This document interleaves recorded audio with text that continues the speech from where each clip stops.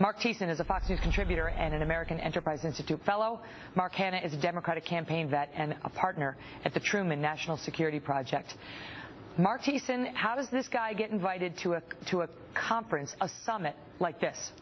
It's mind-boggling. I mean, President Obama won't invite Benjamin Netanyahu to the White House, but he will invite an Islamic activist who said that Israel should be considered a prime suspect in the 9/11 attacks, or another person from a member of his organization who said, quote, Adolf Eichmann was himself a Jew, so in fact the Jews killed themselves in the Holocaust.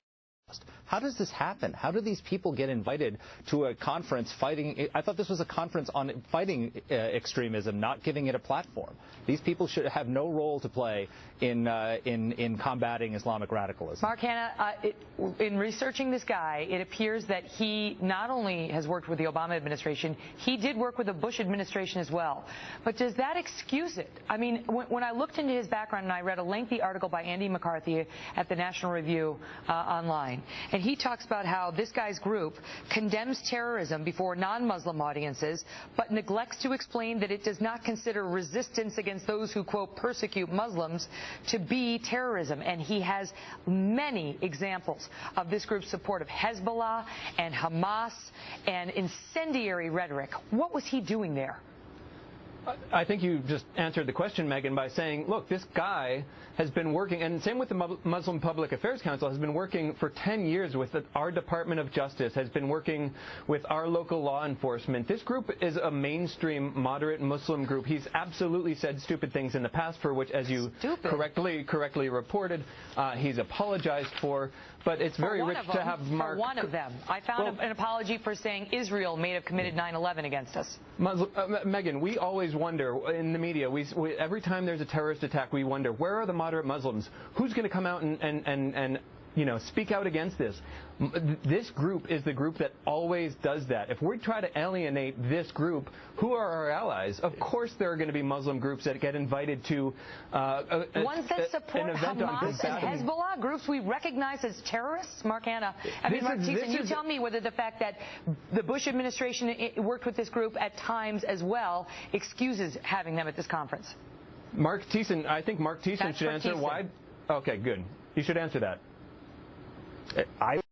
We invited them to the White House. We shouldn't have done it either. But the point is that this group is not, if you're saying these are kind of the moderate Muslim groups that we should be working with, this is a guy who said most Islamic movements have been branded as terrorists as a result of rising extremism of a handful of militants.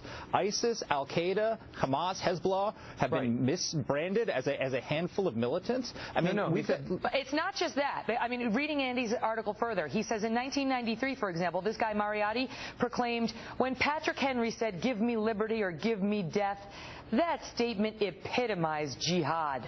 And he goes, I mean, there are so many examples of this, and examples of a Palestinian attacking Israeli families on a corner and getting shot dead in response to his, or getting shot in response to his terrorist attack. And this guy called for justice to be delivered to the shooters here in the United States without mentioning that he was shot because he was attacking a bunch of Israelis. I mean, this guy seems to be rather radical, Mark Hanna, and it just feeds into a narrative that people have about whether the president is taking the advice of the right people and whether he's focused on the right things at this summit. I think he is. Look, there were groups from this summit. You mentioned, the Christian people mentioning the Bible. Yeah, I've spoken with my friends who were at this summit, and they mentioned that there were groups from Northern Ireland there represented. There was the Anti-Defamation League, the sort of Jewish group that rightly calls out and criticizes anti-Semitism. This was a diverse group, but it wasn't, I'll mention, this kind of interfaith gathering. We know that violent extremism in this throughout the world this day and age is coming mostly from groups that are affiliated or sects of the Muslim faith.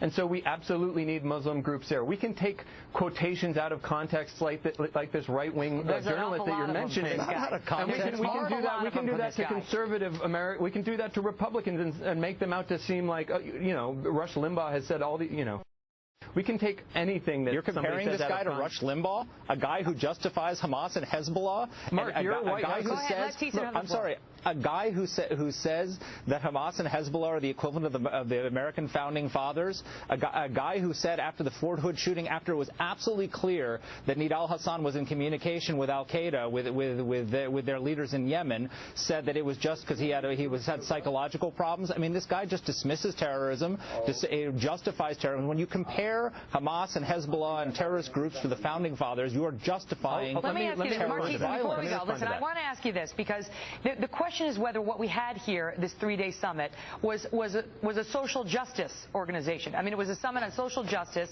and how we need to improve the economies in these countries and the healthcare in these countries, and items that have been favorites on the left, as opposed to going squarely at the religious ideology that motivates terrorists. No, we're talking, there were 3 pillars to this, and one was attacking with kinetic military might, attacking with air power and striking down and killing terrorists. That was discussed among us and our allies at the State Department as part of this. There was also, yes, a community angle, and we can trivialize that all we want. We can say that's somehow soft power, or it's a democratic idea, but it doesn't stop the fact that most of this terrorism that is coming out of these kind of homegrown communities is coming out of communities that are Muslim communities. And so under the Bush administration, under the Obama administration, the Department of Justice and so on. I mean, I ask you, Mark Thiessen, whether that feeds into what Marie Harp was saying, which is we need to find them jobs. And as the president himself pointed out yesterday, you know, most of these terrorists who hit us on 9/11 came from wealthy families. Osama bin Laden came from a wealthy family. Sure. And it's been well documented that most of these terrorists arise from the middle class or upper middle class. That's true. But look, I have no problem with what we're talking about with soft power, as long as it's by hard power. When soft power is used with our hard power, it's just softness. And that's the problem that we have here. When we have the United States fighting ISIS, when we have the United States fighting ISIS with the military is fighting with one hand tied behind its back, because every military commander has told the president we need boots on the ground and the president won't send them, and then we're having all this discussion about these soft issues, it's nothing but weakness. Ed Henry had just reported on, and he's called Bill O'Reilly unfair on this. You're confusing me by bringing up Ed Henry when we just talked about Patrick Henry. All right, I got to go. Good to see you both. Good to see you, Megan. Thanks, Megan.